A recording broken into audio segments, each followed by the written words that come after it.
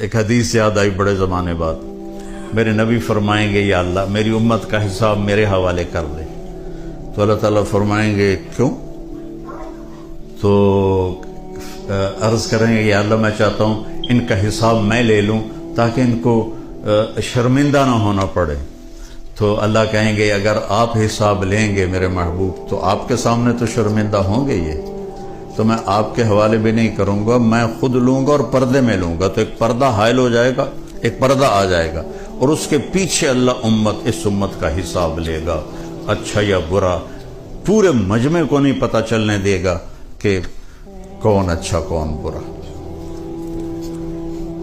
کیا میرے رب نے ہمارے اوپر کمال کا کرم کیا ہے.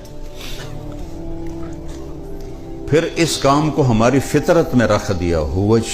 وَجَاهِدُوا فِي اللَّهِ حَقَّ جِهَادِهِ